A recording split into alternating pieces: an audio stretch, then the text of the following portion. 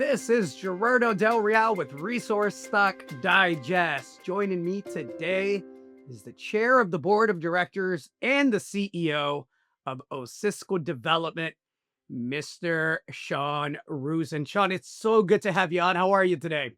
I'm most excellent, Gerardo. As we were talking before the show, it's a very good time to be building gold mines. Well, let's talk about it. I had the privilege of interviewing Mr. Rick Rule a couple of weeks ago, and he was touting his phenomenal natural resources, his symposium, right? And he talked Yes. about the phenomenal lineup, and he talked about having people there presenting and sponsoring that have been in the belly of the beast. And look, you've built multi-billion-dollar companies in bear markets, in solid markets, in real good markets. But I don't think, well, I it's not that I don't think, I know, just because we're at historic highs here or near them, you've had a market like this to really cook and to really use your skill set. So when I look at Osisko Development and I look at the market cap and I see the runway between, a couple of $100 million and how fertile the environment is, and then I look at the background of you and the team, that makes me excited to talk with you, and it makes me excited to get your thoughts here on the gold space. Let's start there. How are you feeling about gold? Hard not to feel good, but what are your thoughts? Listen, we've all been waiting for gold to sort of break loose out of the trading range around the 1,500 to $2,200 window that it was stuck in for quite some time. We're here now. We've been above $3,000 an ounce for an awfully long time. That's $100 a gram or better. It's 31 grams in a troy ounce. So, $100 gram gold makes a 1 gram deposit, $100 a ton rock. This is a 3.62 gram ton of rock that we're trying to do here. So this is $360 rock that we're dealing with, which is a pleasure for me because I'm used to working with $50 rock. Rick does an amazing job highlighting how, yes, we can get excited about $3,500 gold. That's great. But if you look at historical ownership of the gold price, we're really, really near lows relative to the S&P and the major indices, right? And then he talked about how you would have to have a factor of ownership, many multiples of today's percentage in order to get to a true back to the mean as it relates to the major broader indices here in the US. So how do you feel about the potential runway? Do you need four or $5,000 gold to make 3.6 gram per ton gold rock work? Well, we don't, but we'll sure take it. Our project, we just put an updated feasibility study, and our cash costs, all in sustaining costs, are about $1,150 an ounce. So today's market, we'd be making $2,000 an ounce in gross margin, so more than a 300% times our base cost. So there's not many businesses that can say something like that. And the greater theme of gold, the devaluation of the U.S. dollar seems like it has to happen if you want to deal with the $31 trillion deficit and you want to get the economy in the U.S. rolling again. The strong dollar won't let that happen. So, I think we're more in a U.S. dollar devaluation market as per se an increasing gold market. But we've seen gold do its job. The last 20 years, I started out as an underground miner in like 1981. So I've been at this a while. I'm a technical guy, so I've been, running mines and doing that kind of stuff my whole life. This is the best I've seen for gold mines ever. Mm. That said and done, we haven't seen a lot of new big projects come online. We're seeing, the big companies making a huge amount of money. We built Canadian Malartic, which is Canada's largest gold mine, the ninth largest gold mine in the world, in 2008, 2009, when the world was ending. We Yeah. raised $900 million in February of '09 to go build that mine because nobody else wanted to finance it. That mine is now, it's been producing ever since then, and it's now Agnico owns it. We sold it for $4.1 billion in 2014, and they created a royalty company out of that with a spinco, which is now worth 6.5 billion Canadian or 5 billion US. Yeah. So to your point, we've been through the hard times and we've thrived in that stress environment when everybody else was, sort of throwing their toys out and going home. And I've been hanging around with Rick for a long time. He may have told you that. Uh, and I often sit on his Living Legends panel, which is far better than his Dead Legends panel. Listen, we have to So talk the project, right? It's 100% permitted. You can have your hand of projects. You can have your pick of projects. You can, yeah, right? Why this project, right? It's fully permitted, as I mentioned. It's 100% owned. You talked about the margin and you talked about the leverage there. Can you speak to what it is about this specific project that made you say, yeah. "Yeah, I'll dedicate my attention and my skill set, my team's focus on this"? Well, the reason I'm still in the game is because I've been good at big projects, and big companies, where other people didn't see value. We found Canadian Lark. We bought that mine for $88,880. We sold it Insane. for $4.1 billion. If you broke out Agnico right now, it's worth about 20 to $22 billion of their $75 billion market cap. So we know what big assets look like, and we know the power of those assets. So we focus mostly on trying to identify things that we think can be exponentially larger than everything else. Caribou is one of those things. This is 500,000 acres, about 50 miles of total mineralized trend. Hmm. That the Carlin trend is 50 miles. Right. So this is two parallel trends. So we went in there looking for the next big project that would be Osisko size. We have a program internally. Our strategy is called SUDS, which stands for Shut Up and Drill Stupid. So, I love it. I love it. but for us, we need something big. That's what we're known for, and that's what shareholders will finance with us. This is a big project. The starter project here is 200,000 ounces a year at cash costs, under $1,000 an ounce, all in sustaining costs around 1157. We've got 2 million ounces in the reserve category right now. We've got another 1.61 million ounces of measured indicated, and yet another 1.8 million ounces of inferred. So our next extension to grow this thing from 200,000 ounces a year to 400 to 500,000 ounces is already within that category of measured, indicated, and inferred. We need to be drilling enough to convert those ounces. But the good news is, with the 2 million ounces and this mine build that we put out, we have about a $650 million capex on this US. So the size of the prize for what we're doing here is the ratios are very good. Return on cap, the repay on this thing is about 1.6 years. If we were in production right now, we'd be making about $450 million of free cash flow a year from this mine, and that's without the expansion capability. Now, we've sized this thing originally. We put out a PA study in 2022 at 8,000 tons a day, but because of the permitting restrictions in Canada, we only permitted for 5,000 Hmm. so that we would stay within the boundaries of the provincial permitting process. But we're going to apply for an expansion process as soon as it's practical. But we think this thing builds.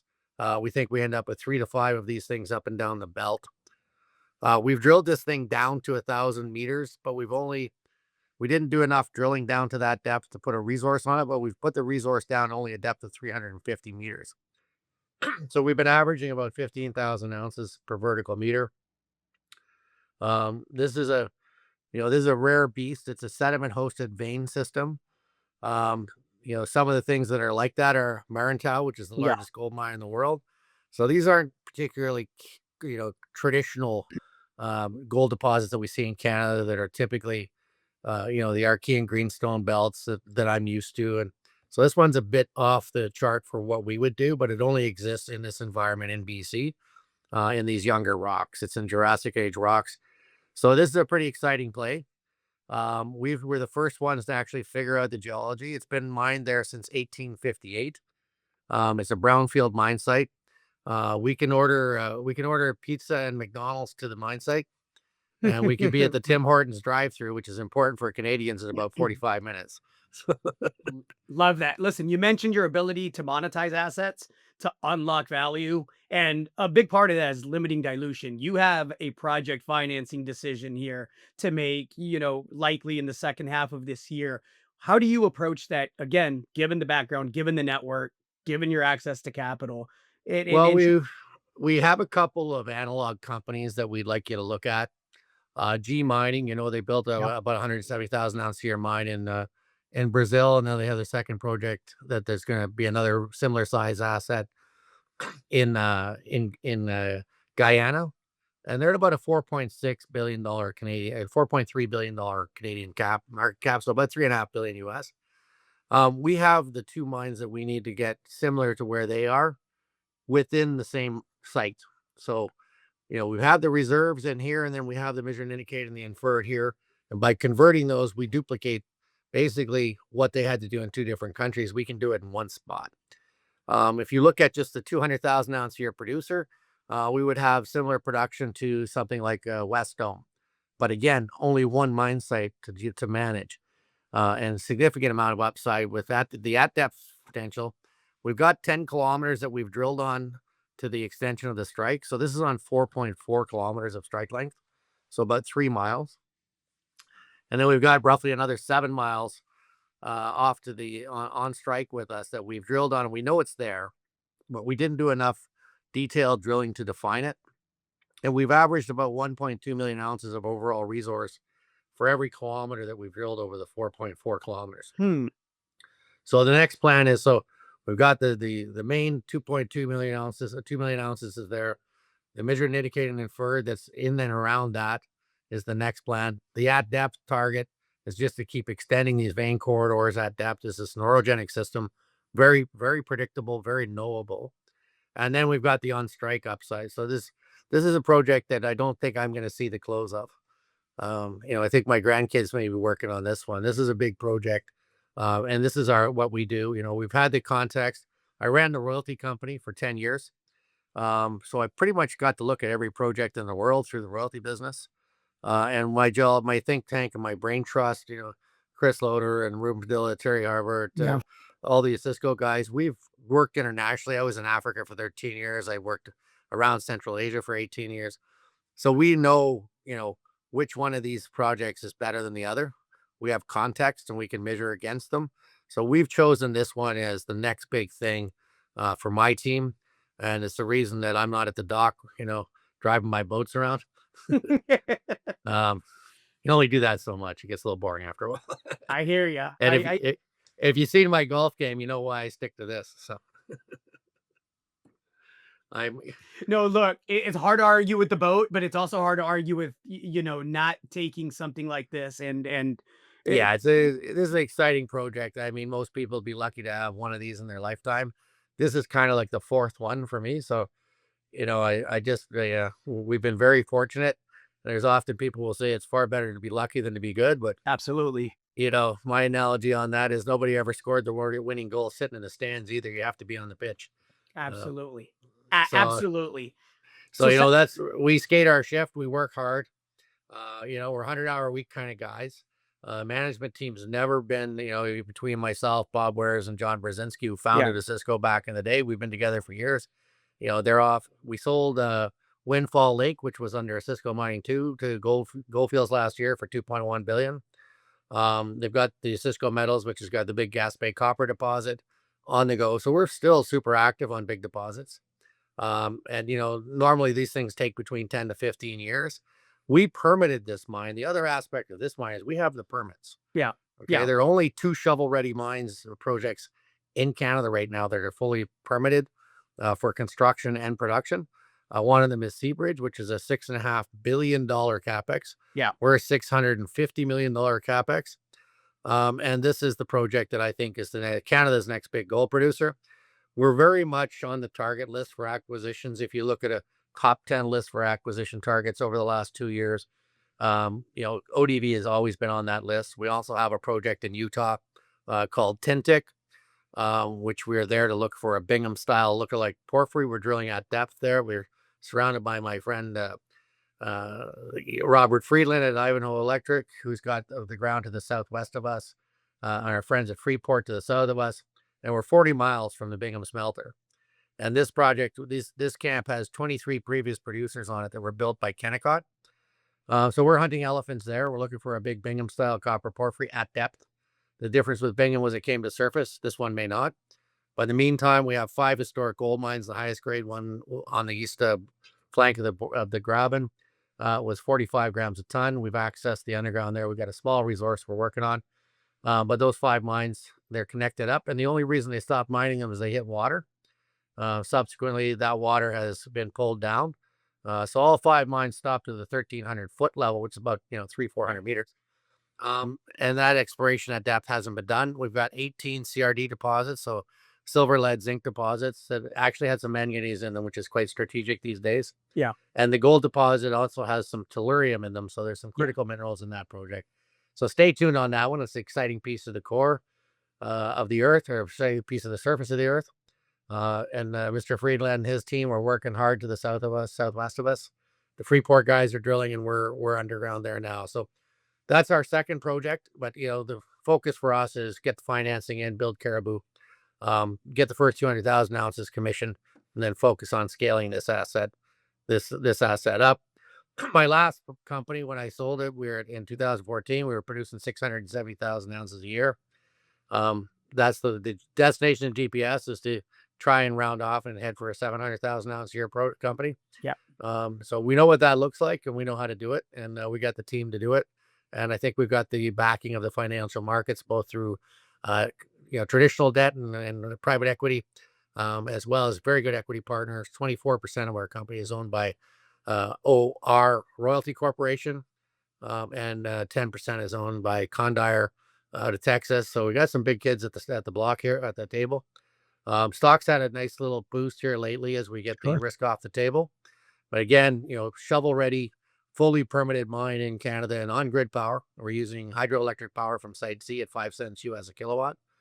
And we're on infrastructure. We also own a mill. So we have two mills. We have one at QR, and then the one that we bought to install on this site at Wells for the Caribou Gold Project. We purchased all new kit that didn't get installed by Hud Bay on their Lalor project. So brand new equipment still in the box. And we bought it for 9 cents on the dollar 4 years ago. So it's sitting in Prince George.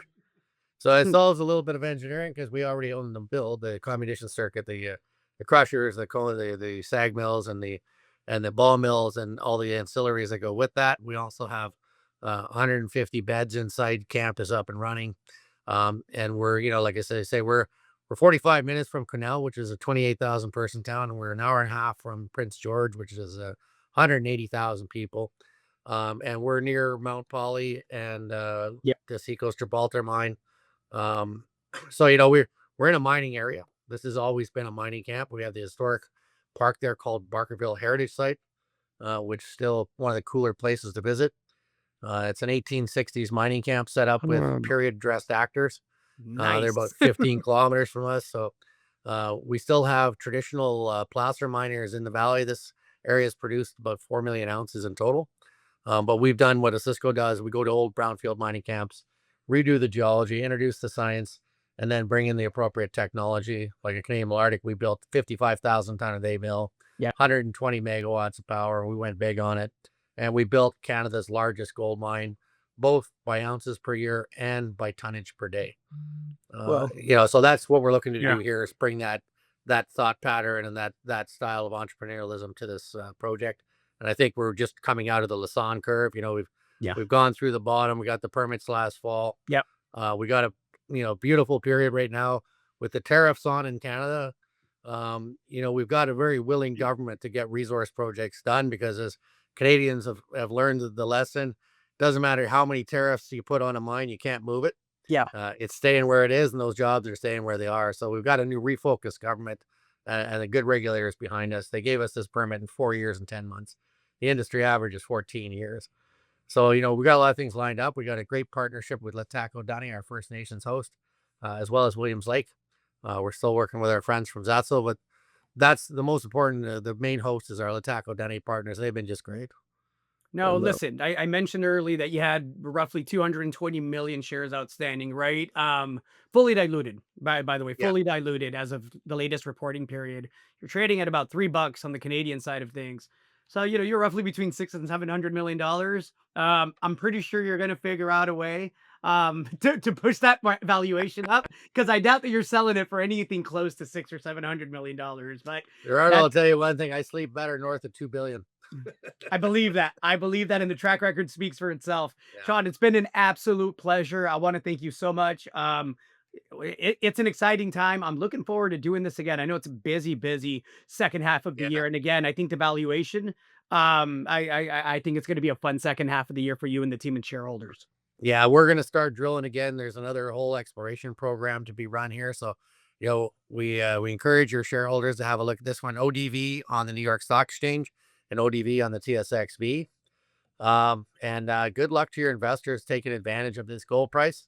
We're one of the developers that's de-risked right now. So I think we should be in the queue to see some valuation. Obviously, the producers have taken off like a rocket. Absolutely. But hopefully some of that money comes back down market here, and we'll be ready to host the party. I like it. Exciting times, sir. Absolute pleasure. Thank you so much. Awesome. Thanks so much, Gerardo. Best luck to all your investors. All right. Cheers. Hey everybody, Gerardo Del Real here. If you're enjoying the content that you just saw, you can let us know in 3 simple steps. Hit the like button, hit the subscribe button, and please share across your network and on social media. Take care, everybody.